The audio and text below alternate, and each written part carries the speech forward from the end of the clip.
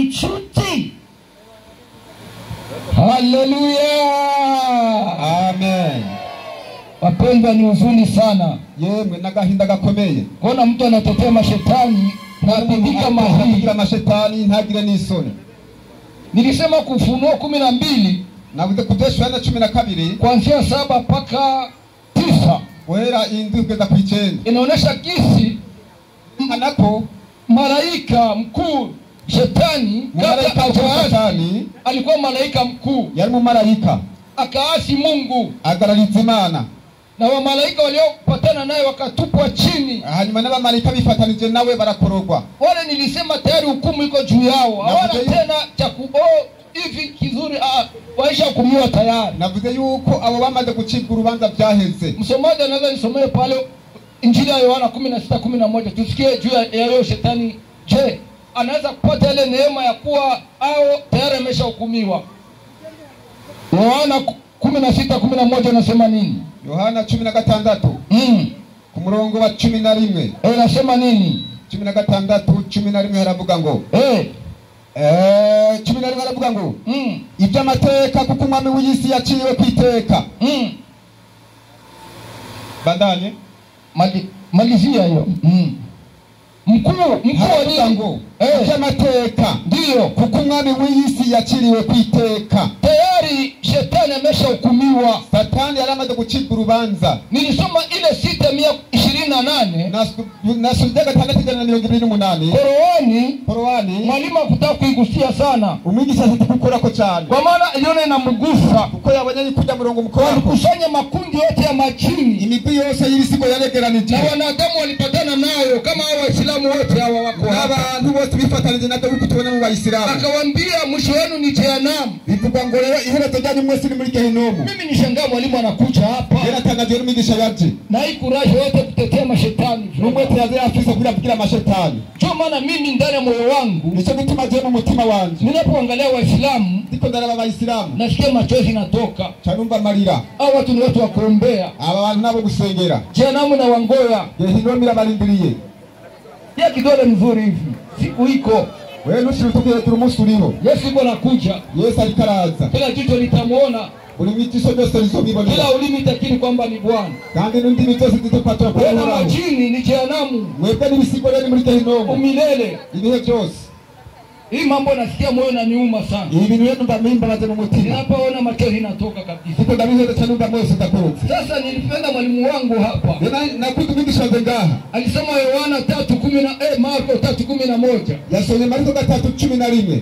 Akasema mapepo imemuona abadayimoni babonye Yesu. Ikasema ni mwana wa Mungu. Achabwa yuko kwa mwana w'Imana. Inaposha kumjua cyategereza kumumenya. Yesu ndiye aliziumba. Yesu niwe yabiremye. Alikuwa nazo mbinguni kabla zijaasi zilimjua huko. Bitaragarariza byarabanye nabo mu ijuru. Sasa tukisoma Korowani, tusome Korowani 72 zilisikia Korowani zikafazika amini. Ibisigo byumvise Korowani bica birizera. Utatupatia andiko, uraza kuduha umurongo. Wapi majini mu Biblia ziliamini Yesu? Ni hehe ibisigo muri Biblia bibere mwana wa Mungu ulete andiko. Utakuza uwo murongo. Ikipatikana niwaboneka natoa shahada sasa hivi.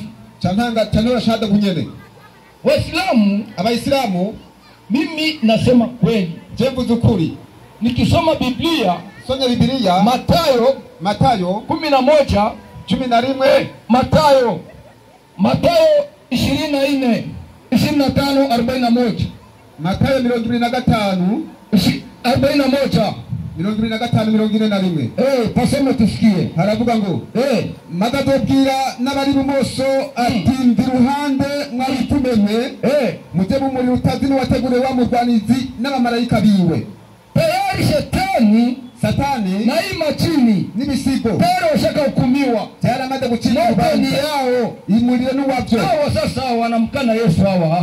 Sema hakana Yesu. Mshao nao iherezo ryabo kafatana yao majini bazojana n'ibyo bisigo na hiyo na baba wao Ibilisi. Nuje se wabo Satani. Sasa tunataka kutambua jini ni nini. Leo tukwenda kutambeka jini ni hiki. Asili ya majini. 115 soma pale usikie jini ni nini. Bega ijini bisigura hiki ku rupapuro rw'105. Kurasa wa 105. 105 haravuga ngo Maswali na majibu kuhusu majini. Ndio. Je, Ibilisi ni jini au malaika? Ni jini anayetoka katika jamii ya kijini. Ndio. Alikuwa ni mkuu wa majini. Mkuu wa majini. Ni baba wa majini yote. Ni baba wa majini yote. Basome mu Kirundi. Haravuga ngo atimbega satani Ibilisi ngo ni jini cyanjye ni umumarayika. Igitabo kibanahibwa giti ngo ni gisigo kiba mu muryango w'ibisigo kandi uwo satani nyene niwe yari mukuru wabo tena niwe yese wabyo, ndio baba wa majini yote. Kisha huyu mwalimu anakuja hapa anatetea uongo. Tunaanza kuri pointi ya kabiri. Ijini rero, ijini uko babisiguye ngaha ndio ngo ni satani kandi ni wese wa majini ni wese wa madaimoni bose. Sikia sasa, anakuya hapa, kuna jini nzuri na jini mbaya. Tangapo katireba ya majini meza na majini mbaya. Kitabu chao kinasema kitabu chao ngene kibivuga Shetani ni baba wa madaimoni yose. Satani ni wese wa madaimoni bose. Kumbe hawa rero nabo ni watoto wa Ibilisi. Abo nabana ba Satani. Hawa ni watoto wa Ibilisi. Abo na wewe amande kwa wana ba Satani. Tuangalie, je, huyo baba wa Ibilisi naye alisilimisha kwa Muislamu? Turabe rero mbega wose wabaliwe Satani nawe yaringitwa idini abo Muislamu. Nipatie pale kurasa wa 20 nasema nini? Haravuga ngo urupapuro rwa 200. Ndio. Gibe ko mu Kirundi. Sema mu Kirundi ndio safi. Haravuga ngo niribako libi kona yuko Adamu na Eva batagite baranimba kugira kigoro ku kugondoza Satani n'urubyaro rwiwe ngo basabe imbabazi kumana babe abayisilamu. Nintumwa Muhammad yonyene iyo yinjije idini Satani acha mu Muislamu.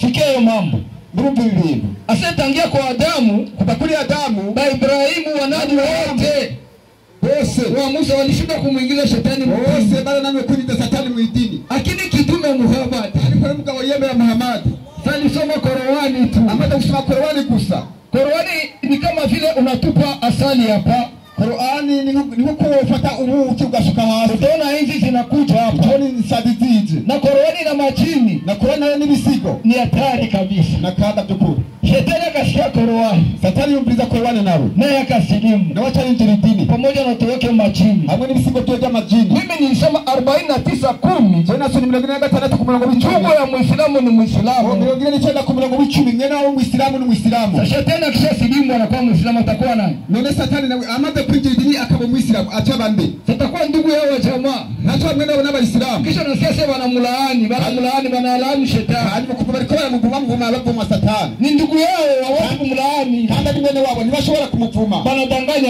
watu hao. Bariko barahenda abantu rero. Shetani ni ndugu yao. Satani ni mwene wabo. 628 inasema nini Qur'ani? 628 havuga ngo iki? 628 128 inasema nini? 628 haravuga ngo ndio haravuga ngo na wakumbushe siku atakapokusanya wote awambie wote ni makundi ya majini makundi ya majini hakika nyinyi mmechukua wafasi wengi katika wanadamu wote hao majini mmewashika hao wote hao wote wanaweza kufuatwa na majini. Endelea. Na marafiki wao katika wanadamu watawagombania waseme nini? Mola wetu tulinufaishana sisi na wao ndio na tumefikia muda wetu uliotuwekea. Basi Mungu atasema aje? Moto ndiye makazi yenu, mtakaa humo milele. Huko nasikia mambo hao watu ni wakusikilia huruma, hawanabo kumbi kigongo, wamekufa kabisa, baramaze gupfa. Usikie mtu anatetea Shetani hadharani hivi jua na waka Satani izuba jaka. Si mambo ya kuzunisha kabisa. Imisingi viteka gombe kweli. Wapendao ni watu wa kuombea sana. Habari n'abantu bo gusengera cyane. Watoke huko mupio. Wacha kwa Yesu. Muze kuri Yesu. Wapate uzima. Murongo ubugingo. Uzima uko ndani ya Yesu. Ubugingo buri muri Yesu. Kama tumeacha vyote huko, nyama tunakuja kuambia baada kubabwira hakuna wengine atawapa uzima. Nta wundi yobaho ubugingo isipokuwa Yesu. Kiretse Yesu. Hatutaki muangamie pamoja na mashetani. Nitagomba ko mugenda guhona hamwe n'amashetani. Mwende jehanamu. Muze muri Gehinomu. Wokovu ni bure. Agakiza ni kubuntu. Njooni kwa Yesu. Nimuze kuri Yesu. Anawapenda sana. Kandi Yesu arabakunda cyane. Amelipa yote pale kumsalaba. Yaje byose byari kinaja kumsalaba. Msikose hiyo. Nimuburi byo. Shetani hata okoka tena. Satani hazo kugera majini haitaokoka. Majini hazokizwa. Lakini nyinyi mko mnasikia hizi habari. Ariko mwebwe muri ko bumviza inkuru. Siku ya hukumu, kumunsi w'urubanza, itakuwa ni ushuhuda. Kizoba ari ntahe. Mmekataa kusikia kweli. Mwanze kumva ukuri. Mungu awasaidie sana. Imani ibafashe cyane. Asante sana. Haleluya wa Kristo. Urugo turarangije mu ruhande rwacu rw'abakristo, reka duhamagare ku ruhande rw'abayisilamu mwenyekiti nawe ahamagare ko turi abanyenyekiti na amajambo menshi dufise kuvuga. Reka be abari mu bonyene bivugire kaze. Asante sana kwa kuoneka. Kuri ubwo rero nibaze yuko atanyuzwe sabe mwalimu Amidu Pandas ku ruhande rw'abayisilamu iminota yewe 10 agaruke aze kuri zijya nyandiko kandi yatanze ko yanabonye atatofauti. Nibaza yuko byamucanze ariko kubatahura inyandiko ziratahurise kabisa. Naze Naam, bismillahirrahmanirrahim. Assalamu alaikum wa rahmatullahi wa barakatuh. Wa alaikum salam wa rahmatullahi wa barakatuh. Alhamdulillahi rabbil alamin. Thumma salatu wassalamu ala ashraf sayyidina Muhammad sallallahu alaihi wa sallam wa ala alihi wa ashabihi, amma ba'd. Inogo shimira ora humuranye wese n'ijuru, nongera sabira abanamegeshwa byosakara kuri kizigenza inna imana Muhammad sallallahu alaihi wa sallam. Kigira kabiri ndagashimire uyu mukozi w'Imana bataziye kica wa Yesu. Ego kabisa izina n'iryo muntu rikica kabisa. Bane guheza giri. Ndagushimye sinakugayiye. Je sinomugayira kubera ibyo yavuze bingana nuko abitahura. Ariko ikibazo uko yabivuze suko biri. Ikibazo je namusomye namukurikiranye nacembora ko ikigwa nashoboye kucigisha. Birateye isoni mwo gufata ijini cyangwa amademoni uce uvuga yuko avukana n'abesiramu. Mwarimu, nimba koko ndugiye ku bwenge bwiwe nuko we abizi yuko amademoni avukana n'abesiramu. Reka kwanza dusuzume kwanza Yesu. Yesu yari umuki. Gatatu cyangwa kabiri Qur'an. Gatatu nyarusa aya 10 52 gatatu 52 nyarusa inasema baada a'udhu billahi minash shaitani rajim bismillahir rahmanir rahim. Jengo madagushire ku munzani soma inasema lakini ndiyo Isa alipoona ukaidi wao ameshitadi alisema ati yasigiye abantu kutumba kwa abantu bibwabo yabijanije gute. Alisema Yesu yavuga babwiki nani watakuwa wasaidizi wangu kuendelea katika kuitangaza dini ya Mwenyezi Mungu. Ati ni bande baba abafasha banje mu kumfasha kutangaza idini y'Uhoraho. Wanafunzi wake wakasema abanyeshuri ba Yesu abigishwa ba Yesu 12 ntumwa za Yesu zivuga ngwiki. Wanasema bavuga ngwiki sisi ati twebwe Yesu mwarimu wacu ni wasaidizi wako wa kuitangaza dini ya Mwenyezi Mungu. Tayari kukufasha mu kutangaza dini Imana. Bandaya tumemwamini Mwenyezi Mungu. Atitoke tware mimari marudene mbege yarabaki. Na ushuhudia ya kwamba kandi ngo turemeje tukagaragaza tuvuga duti sisi atitoke abanyeshuri bawe n'umwaza wa 12 turabaki ni nabaki Waislamu. Allahu akbar. Yesu yari Muislamu abinga wa Yesu yarabaki Abayisilamu. Yesu yari umuvukanyi nabaki Yesu yari umuvukanyi n'amaji ni kubwenge bwakicha birija mu mutwe kweli inafahamika.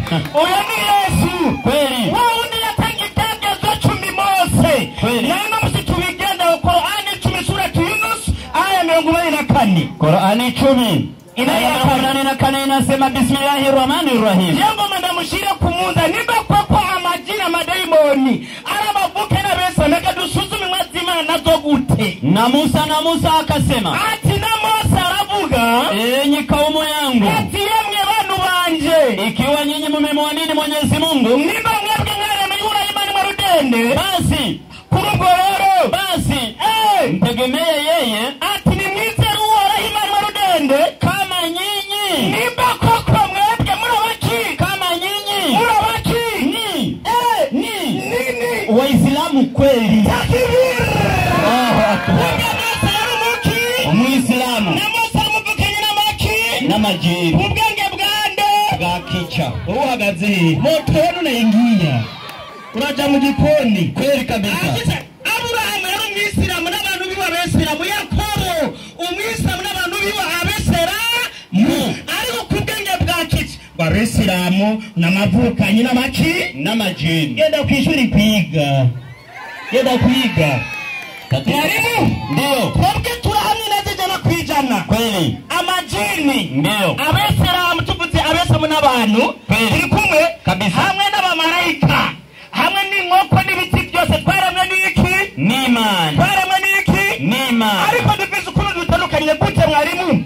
Akarorero, iyo tuvuze ijambo jini muri rurimi rw'icyarabu, ijini rirashobora gucumura kandi rigakosha, turi kumwe kweli, kandi rirashobora gukora neza, ijini rirashobora gukora ibyiza, nka kurya nyene abantu ducumura tukoga tugakora ibyiza, ariko abamarayika cyangwa umumarayika ni ikiremwa kitigera gicumura.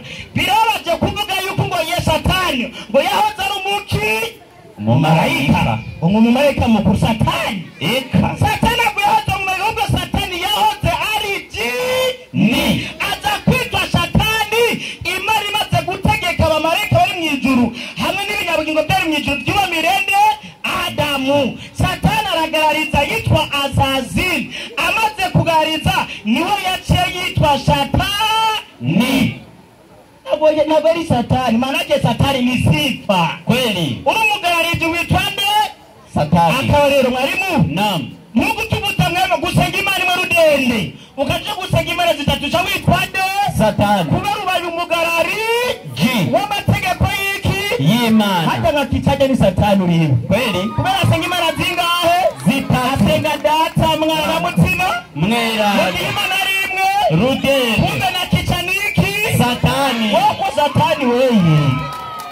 Twagera mwarimu, ndio acharavuga ati naam, ngo Muhammad niwe yasirimishije Satani kweli, ngo yijije Satani idi ni acayibagira yuko intumwa z'Imana zose zaje ku isi kweli, zaje gutangaza ubukuru bw'Imana imwe rudende. Satani nawe ashaka abasenga Imana zingahe? Zitatu. Intumwa zose zaje zihangana nande? Na Satani. Na kichari Mo kuko twabonye imyizere nk'iya Satani, kumbe ni kibyagwa cya Satani. Reka turabe Yesu nawe turabe Matayo 4:8. Matayo 4:8 muri Bibiliya yera. Soma umvirize. Andiko yagira iti mugwanizi ndiyo yongera kumujyana ku musozi uhagaze cyane. Satani yajanye Yesu ku musozi uhagaze cyane, amwereka ubwami bwose bwo mu isi n'ubwiza bwabwo, aramwereka amayetaje n'agasekebe n'igisaga na Tanganyika byose aramwereka. Bigenda ngwiki ati biriya byose ndabiguha, ndiyo biriya byose ndabiguha niba mfukamira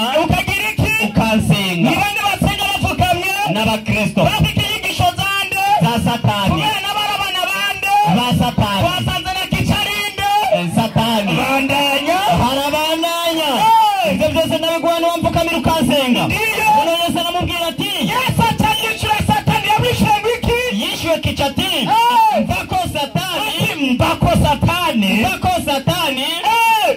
N'umuyisilamu ari ngaha mukirisa azomuza azaca muga ati mvako Satani, bandanya mvako Satani, kuko byanditswe ngo uhoraho Imana yawe, uhoraho Imana imwe rudende, uhoraho Imana yawe abari usenga yonyine. Ikibazo gihari, Yesu yishe Satani. Iyo Satani kemera gusenga Imana imwe, Yesu abasirimikije nde? Shetani. Bigeze kuri Muhammad acaranda umusaya, acaranda umutsi, acaranda umusaya. Icyo kibi kibazo. Kuba Yesu yigishije Satani yuko Imana ari imwe rudende, ni Muhammad yigishije Satani yuko Imana ari imwe rudende. kubera bose baje guhangana na Satani hamwe n'urubyagwa rwa Satani, naro basenga ubutatu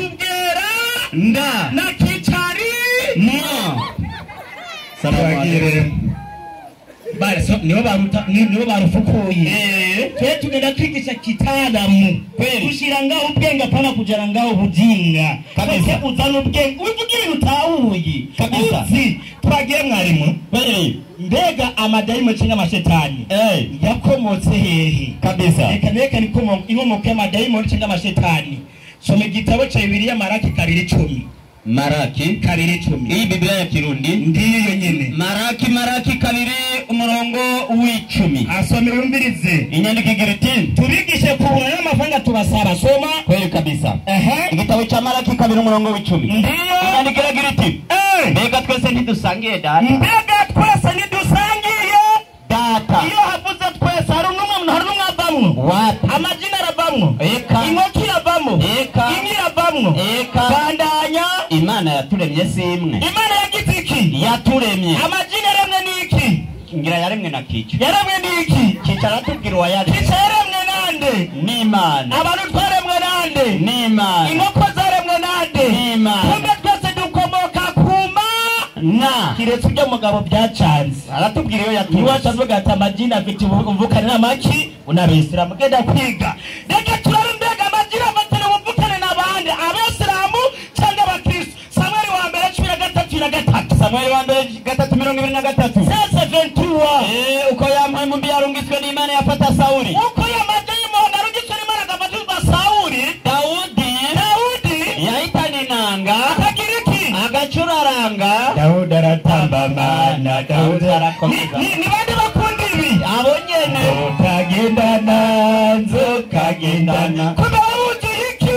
Amashetani. Amaki. Abadayimo. Kumbe kujya mu bukiso bigenze babuzuye amadayimo. Niyo mpamvu mu bukiso mu bwisa amatago dusenga gutyo. Imigenzo y'amadayimo ni murago. Salamu alaikum. Wa alaikum assalam wa rahmatullahi wa barakatuh. Waislamu takbir. Takbir. Takbir. La hasilaha. La hasilaha. Raha kabisa. Tupu. Naam, tunakushukuru sana mwalimu wetu Amidu Pandasi. Ndashimiye kandi abantu uko nyene mwitabiriye ku ncuro ya mbere y'igikorane. Hama kugucungura umwanya ikibazo gifise twebwe kubera ikigwa cyatowe bariya dusabe umwarimu ku ruhande rwa Kiislamu ashike ngaha. Kwa hiyo sabe mwarimu Alhaji Idrisa aze atumbereza ikibazo ciwe hariya kwa Mr. Kicha. Karibu mwalimu. Naam. Assalamu alaikum wa rahmatullahi wa barakatuh. Wa alaikum salam wa rahmatullahi wa barakatuh. Kiwembo ni kigo canaheze. Carange kwe. Ukuri caheze kabisa. Igituma caheze kigo kivuga kiti amajini n'abagenzi b'abayisilamu. Uriya mwarimu hajya ijini acagita shetani. Kweli. Chambona Yesu agendanye na shetani mbere akamurisha umunyenga. Kweli. Mwarimu ti Yesu yari shehe. Tinone biragaragaye ko na Yesu yari umugenzi w'amadayimo w'amajini. Si sawa? Yego. Reka rero barize ikibazo ko nabonye ijini na shetani ntibazi ko bitandukanye. Kweli. Jengira niyo rita akabazo nkoresheje Bibiliya. Kahagaze ku ijini no kuri shetani. Kugira ngo mwarimu aza kuza hano amvangurire abwira abantu ti shetani n'uyu ijini naryo niri. Twisunze Bibiliya. Sinjye muri Qur'an. Oya. Bibiliya. Mbere muri Bibiliya. Ego. Mbere muri Bibiliya. Kweli. Ibyo ku ngoma ya mbere 2:1. Ibyo ku ngoma ya mbere 2 umurongo wa mbere nyandiko igira iti. Bukeye. Satani ahagurukira Abisirayeli. Asunika Daudi. Satani asunika Daudi kugira ngo abaharure. Si sawa? Ko shetani yarungitse Daudi ngo aharure Abisirayeli. Yari umwisilamu kujya kuvuga ko ayo mashetani ari abagenzi b'abayisilamu. Kweli. Sawa? Kabisa. Mbegu uyu shetani yatumye Daudi niwe jini. Kweli. Kuba tumaje icyo kibazo abarewi 16:8 soma. Inyandiko igira iti mu busobanuro. Azazeli ni jina la jini mbaya. Ni jina la jini mbaya. Abayisilamu tukaba tubabwiye ko amajini hariho meza na mabi. Mbega izi nyandiko zibiri somye ni iz'ukuri kweli uyu shetani yatumye Dawidi niwe jini, niwe uyu Azazeli tubonye muri Bibiliya jini ribi.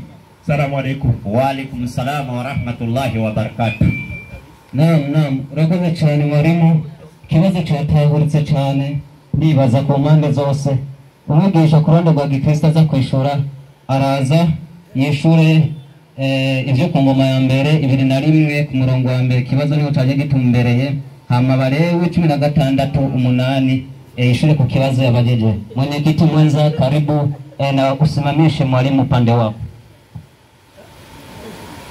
Haleluya! Amen. Tunashukuru sana. Acha tukaribishe ule ambaye atakuja kujibu swali. Nafikiri swali linaeleweka. Karibu kwa dakika zako 5 tu. Dakika 5 ukajibu swali. Dakika 5 karibu.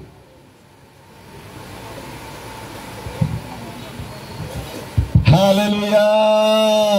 Amen. Waislamu, kwa nini mnatetea majini? Waislamu, kubera kintu kuba muvugira ibisigo kweli?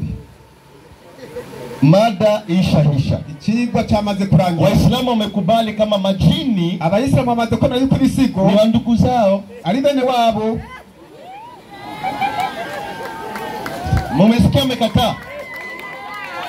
Amesema hivi, Yavuze ati kuna majini mazuri na majini mabaya. hari ibisigo byiza n'ibisigo bibi. Sasa na Qur'ani nasema, Qur'ani yavuze ngo yale majini yalikubali Qur'ani, ibyo bisigo byiza Qur'ani hao ni Waislamu. icyo cyacho ni Abayisilamu. Na kama Qur'ani nasema, Kandi Qur'ani kiravuga ndugu wa Muislamu ni Muislamu. mwene wa Muislamu ni Muislamu. Sasa majini Waislamu, Rero ibisigo n'Abayisilamu hao nao Waislamu, naba nabo n'Abayisilamu si ni wa ndugu, none ntibavukana, hawajakataa. ntabyo barangibyo. Na Muhammad mwenyewe alisema, Muhammad ubwo yavuze ati, akiambia Waislamu, ariko arabwira Abayisilamu ndugu zenu majini ati bene wanyu b'ibisigo wamejibu vizuri. yishuye neza. Sasa kuna shida gani hapa? None ngorane iri Tulitamani ukuje hapa twiteze kwa kuambia Waislamu, waambie Wakristo wako hapa kugira na Kristo bari ngaha, kama sisi na majini twebwe n'abadayimoni ni wandugu. turavukana. Byari kuba bihagije. Simade ngishia hapo. Simba zikatakiragirira Kwa nini una vicha? None muri ko muranyegeziki. Mwalimu wa pili amekuja hapa, Umwigisha agira kabiri azavuga ati, anasema shetani ni sifa, ngo Satani ni shimwe icyubahiro. akasema Achavuga ati, wanabii wote wamekuja wavugishwa n'Imana bose baraje ili wapambane na shetani, kugira ngo bahangane na Satani. Sasa nikajiuliza, Chandibazana, ikiwa shetani ni sifa, nyamba Satani ni cyubahiro, manabii wanakuja kupambana na sifa, abavugishwa n'Imana baje guhangana n'icyubahiro. Shora kama ni kutukuelewa. Unaona kwa kudatahu. Kama leo unaitwa shetani, nyamba wewe unamsitwa Satani kwa sababu unatenda kitendo cha mwenye kitendo. Nuko wakoze gikorwa cyanye ni gikorwa. Kwa mtu anatenda kitendo kibaya, hari umuntu akora gikorwa kibi, na ndio maana ukaitwa na wewe uko shetani. Agacabwirwa ngo wewe uri Satani.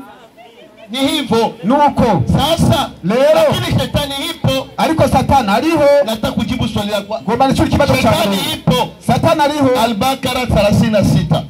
Suratul Baqara inasema nini? Kigabane cha 2 ku murongo wa 36 baravuga ngo inasema nini? Lakini shetani yule ibilisi adui yao. Shetani ndio ibilisi. Satani niwe ibilisi. Unasema ibilisi, unasema ni shetani. Ubude ibilisi, ubude Satani ni majina tu. Na majina gusa. Lakini ni huyo mtu mmoja. Ariko ni wa muntu mwenyene. Sasa swali anauliza, ikibazo yabatatu. Je, ule mwenye alimdanganya Daudi kuisafiri Daudi, je, ni shetani, ni jini ama namna gani? Bega ni shetani cyangwa ni jini? Tunajua shetani kazi yake tu ni kufanyisha mabaya. Twamaze kumenya yuko Satani kiba cyari gukoresha abantu ibiri. Hakuna kitu kingine, ni kibaya tu. Ni gusa. Na kama Petro ameitwa shetani, kandi nyamba na Petro nawe yarishwe Satani. Mwalimu amesema vizuri wa Kiislamu. Umwigisha w'umwisema avuze neza. Amesema hivi, yavuze ngo kwa sababu Petro hakukusudia mapenzi ya Mungu, atitaye ubugombe bw'Imana. Yesu alisema, Yesu yavuze ati ni lazima nende Yerusalemu. Ngomba gende Yerusalemu. Na nitauawa. Kandi nzokwitwa. Na baada ya siku 3, inyuma y'imisi 3 nitafufuka. Nzozuka. Kisha Petro akasema, hanyuma Petro hayo hayawezi kukufika. Ati ndo nitogushika ko wewe. Mwalimu alisema, umwigisha avuze ati Yesu akamwita Petro shetani. Yesu akaita Petro Satani kwa sababu alipingana na mawazo ya Yesu. Uko yahakanye ivyumviro vya Yesu. Ni hapo. Naho nishajibu swali lake. Namaze kushura ikibazo. Shetani ni shetani. na mtu wote atafanya kitendo cha shetani, umuntu wese akora igikorwa cha satani anaitwa shetani, anashobora kwitwa kwa satani sababu kile kitendo bipanye na kile gikorwa ni mwenye ule kitendo, ariko yakoze igikorwa cha mwene gikorwa. ni hivyo. Nuko Na jini ametuambia baba, asili ya majini asili ya majini ukurasa wa 105. ngira ngo bari basinzira ko twabisoma. Na mwalimu akushaifundisha. Reka tusubire mu bari babyumvise bamwe bamwe. Inasema nini? Aravuga ngo ego Ibilisi ni jini au malaika? Hiyo ni swali anauliza, je, ni ibilisi au malaika? Ni jini anayetoka katika jamii ya kijini. Ndiyo. Alikuwa ni mkuu wa majini. Ndiyo. Ni baba wa majini yote. Unasikia? Ni baba wa majini yote. Yesa ibisigo cyose. Ni hapo ni baba wa majini, yeye ni majini tu. Ni bisigo gusa na majini nyene. Jini museme vizuri, jini mkirundi. Mutubiri jini mkirundi ni ukuje hapa uze ngaha. Je, jini ni kirundi? Bega ijini ni kirundi. Tangi ni kisigo. Taje mkirundi ni kisigo.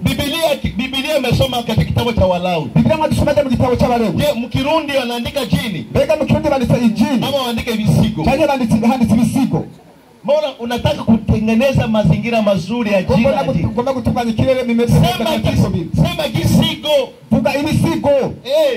Itakuwa inaeleweka vizuri. Ndiko namada kutawulika neza. Asante sana Wakristo, haleluya. Amen.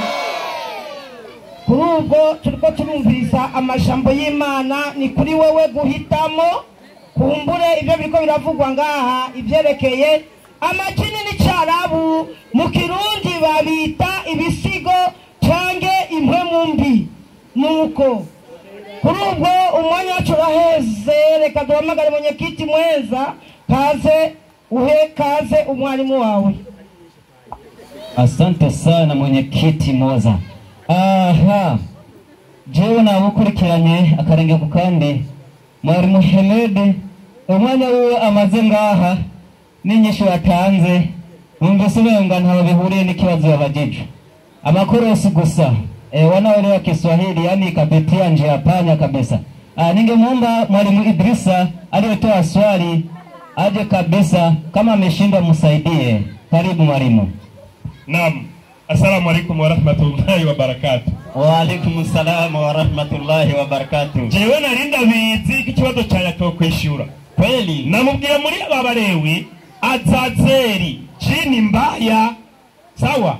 Bere bamushiriye n'impene. Bibiliya y'ikirundi baca baranyegeza jini mbaya, baca bandika ngo imfizi y'impene. Ariko jini si sawa? Nani mpene n'amajini? Itenda mu nyandiko yo muri ntuze ariya mu ngoma ya mbere ya kabiri 21 shetani atumande Dawidi. Itenda mubaza ati na shetani ni jini nico kimwe? Ati yajamwira ngaha ngo shetani ni Ibilisi. Nibyo ngo kandi ngo ni sekuru w'amaji ni n'abantu twese sekuru wacu ni inde? Adamu. Ni Adamu. None bose bakora ibyiza. Eka abava kuri Adamu harimo bakora ibyiza n'abakora ibi. N'abava kuri Ibilisi ariwe jini harimo bakora byiza n'abakora ibi. Kubera ngo ni mwemu mbi, hariho mbi hari na nziza yakimaze. Inkomoko ni imwe. Yana bakoze nayo bava kuri iryo jini, abo bazogwa mu muriro. N'abavuye kuri Adamu bakora ibibi, abo bazogwa mu muriro. Ikigo bakimaze. Na Yesu mu rugendo rwo kwigisha yahora yigisha amajini mabi. Tora umwe muri menya basi bacu paji ya 112 turabe Yesu yaragenza gute. Fanya haraka. Inyandiko igira iti igira ngo iki mu gikorwa cyose cya Yesu, mu gikorwa cyose cya Yesu yamahura na Satani. Yesu yarahura na Satani ukwiwe mwarabonye ko yamurishije n'umunyenga akamujyana gatwe ku rushingiro n'amadayimoni. Ariko Satani n'amadayimoni ariyo majini sico kimwe. Ibyo ntabwo ari cyo kimwe. Mu Cyongereza turashira hamwe amajambo hanyuma tugakoresha ijambo idayimoni. Mugakoresha ijambo idayimoni ni Cyongereza si Kirundi. Ego amashetani ugacubira ngo n'amashetani. Satani n'amadayimoni tukabikoresha nk'ahari bimwe. Mugaca mushaka kwerekana ko mpenga ni bimwe. Yesu yagwanije ubwoko bubiri bw'ibibi. Diabolos, icyitwa Diabolosi na Diamonioni. We professeur muzima ibyo nabyo wumva muri Bibiliya ijambo shetani rivuye mu ijambo Diabolos, rivuye muri Diabolosi. hanyuma ijambo idayimoni aribyo jini diamonion. Bivuye mu ijambo ryitwa diamonion. Ibi bintu bibiri biratandukanye si bimwe. Diabolos na diamonion ni ibintu bibiri bitandukanye. Ibyo ni ibintu bibiri bitandukanye. None amadayimoni ameze gute? Asa gute? Akomoka he? Abo n'abakristo baduha amakuru ko barabana nayo n'abagenzi babo. Yaho Satani abamarayika bakorowe n'abaganzi isi y'umwiza niyo bava. None amadayimoni ni iki? None nayo yoba arabamarayika bakorowe. Nayo ngo yoba arabamarayika bakorowe kumwe kicaya bivuga. Amadayimoni ni biremwa Yesu yahuye navyo. Ayo majini rero yarahuye na Yesu. Upinze n'ibyo yabwiye kubarira. Diamonioni ibi biremwa sico kimwe n'abamarayika. Iki rero ngo sico kimwe n'abamarayika ni mutosubire kuvuga ngo amajini ngo biremwa byakorowe. Sico kimwe n'abamarayika bakorowe. Twihweje ibintu twabonye hejuru. Amadayimoni yazanwe no gupfa kw'abantu. Niko bakristo bemera badasanzwe. Bandanya nyuma yo gutegwa kw'abantu n'abamarayika bakorowe. Nyarutsa habayeho abantu batari abantu. Nyarutsa hepfo gatoya turangize kubera umwanya. Agira hati ivyo niyo ntango y'amadayimoni aba muri iyi si yacu. Ari mu bice by'umwiza. By'iyi si. Gutyo bishobora kuboneka. Ayo madayimoni ntashobora kuboneka. Amadayimoni nishobora kuyabona. Igitabo cya Henoki kirerekana neza ko kazoza k'abamarayika bakorowe baba mu bantu. Jabuka hakurya gira duheze hejuru niyoni bitandukanye. Byahavuye biba impwemu mbi. Izo mpwemu mbi rero nizo majini mabi. Ariko ziriya nziza nizo Yesu yagiye kubwira ubutumwa bwiza. Azigisha ijambo ry'Imana kugira ngo none zihanye zizoja nibatubwire ntizija mu ijuru. Ni nacyo gituma ugiye gusoma Bibiliya yose uraza gusanga na Yesu yagiye yigisha amajini, kandi no mu bigishwa ba Yesu harimo na Shetani. Reka nakweke wagendanye n'amashetani ari we Yesu. Yohana 6:70 Yesu avuga ati mbega si jewe n'abatoranije uko muri 12. Ati mwara bigishwa 12 nije nabatoye, ariko umwe muri mwebwe ninde? N'umugwanizi ari we Shetani. Yavuga nde? Yavuga Yuda. Yavuga Shetani kwitwa Yuda. Amushira mu bigishwa biwe. Bagendana na Yesu, baryamana na Yesu, arurungika no kwigisha. Aha kutarahavuga. Salamu alaikum. Wa alaikum assalam wa rahmatullahi wa barakatuh. Allahu akbar. Asante sana mwalimu.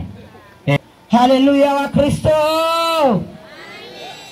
Ubwo reka duhamagare ku ruhande rw'abakristo uza kubaza ikibazo mu minota yiwe 3 itarenga. Haleluya. Amen. Waislamu ni lazima tuwabatize tu. Abayisilamu ni ngombwa babatizwe. Achane na madaimoni. Atandukane na madaimoni. Hayo yote unasema kama imetoka demoni yake sio namna gani. Hiyo haitofaidikia kitu. Icyo nta na kimwe bishobora kukuba. Wewe hata kutetea shetani. Wewe reka kuvugira Satani.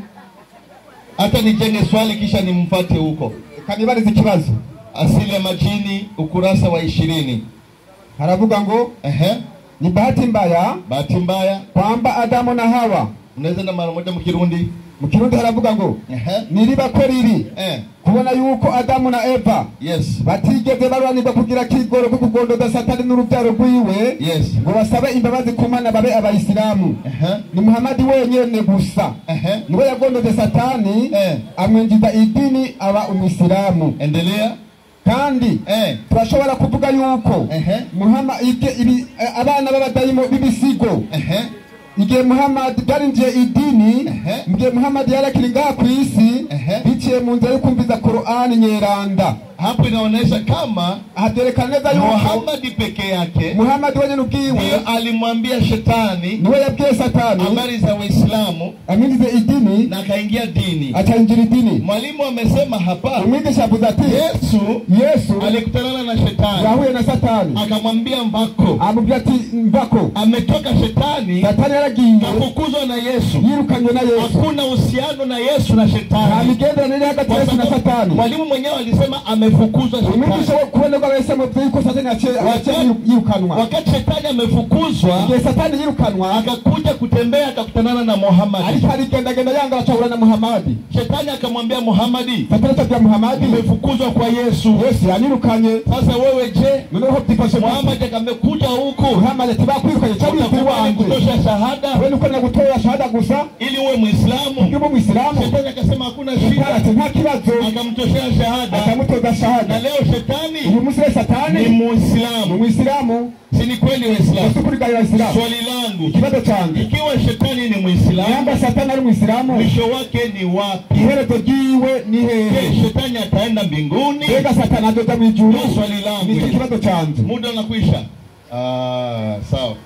Tarudia. Asante sana. Kwa hiyo mwenyekiti karibu, tusipoteze muda ili tukapate kujibiwa kwenye swali. Je, shetani alikuwa Muislamu? Itakuwaje? To swali hilo. Asante sana mwenyekiti mwenza. Nadhani swali alitunga huyo mwenzangu huyo Emedi limeeleweka sana. Kalitoa kwenye kitabu Asili ya Majini ukurasa wake wa 20. Ameuliza kwamba shetani ni Muislamu. Je, mwisho wake ni wapi au mwisho wake ni upi? Sasa ningeomba mwalimu upande wa Islamu Ahmed Pandasi aje dakika zake 5 na kumujibu bwana Ahmed. Yani mwalimu wangu namkubali sana vilivyo. Swali atajibu kama mwalimu aliyesoma. Ajibu atakayotolewa na mwalimu wetu kipenzi hapa. Karibu mwalimu, tafadhali. Naam, assalamu alaykum wa rahmatullahi wa barakatuh. Chambere kwanza bikunda myishura abese mubara amaboko hejuru. Allahu akbar. Abakristo bara amaboko hejuru. Imana bahenzaga amaboko hasi. Amajini ara amaboko hejuru, amajini manika amaboko. Amajini amaboko hejuru. Turayabuze. Amashetani amaboko hejuru. Turayabuze maskini ya Mungu. Muza kutubeshe ngama amajini unabavukanye bacu none twayabuze ko amaniko abese bano bamanise maskini ya Mungu twagirira Satani ngazoja hehe niko kabazo yabajini ngazoja hehe mwijuru ndaje kwishurira ku mutwe ikibazo mbega Satani azoja mwijuru reka turaburu Satani azoja mwijuru twisunze Bibiliya nibikorwa yakoze akorera abakristo. Luka 22. Ubutumwa bwanditswe na Luka ikigabane cya 22. Mendede soma umurongo wa 2. Ndiyo inyandiko iragira iti Ahmed niwe wabajije kibazo. Mwalimu Kristo yagwenye ndikwerekera muri Yohana 6:70 mubigishwa ba Yesu harimo Satani ariwe Yuda Iskariote. Soma tumvirize inyandiko. Inyandikira mubwira iti abaherezi bakuru n'abanyabwenge b'ivyanditswe barondera uburyo bwo kumwica. Ndiyo kuko batinya abantu. Ndiyo Satani Ibilisi yinjira muri Yuda. Ariwe Iskariote. Ndiyo yari mu gitigiri cya bamwe 12. 12 bangahe? 12. Bari mweza Yesu bandanya aragenda ajinama n'abaherezi bakuru n'abakuru b'abanyabwenge. Ndiyo abakuru b'abashibamyi b'urusengero. Biki abashibamyi b'urusengero umusigiti urusengero bandanya urusengero bigende biki y'uburyo bwo kumubarongera inde barongera Yesu Yuda. Satani yinjiye muri Yuda kugira ngo Yuda atagende Yesu. Abakristo bose ugugiriki baronka agakiza. abemera ko bacungwa amaboko hejuru. Abemera ko bacunguwe na Yesu amaboko hejuru. Abapastori twababonye tumvise kugira abakristo bacungurwe habayeho Satani yinjira muri Yuda tangande Yesu. Bigute hataba Satani si arakisha ntibari gucungurwa. Kumbe Satani kuba Kristo yagize za kumbe Satani azoja hehe mwijuru ry'abakristo. yaragiriye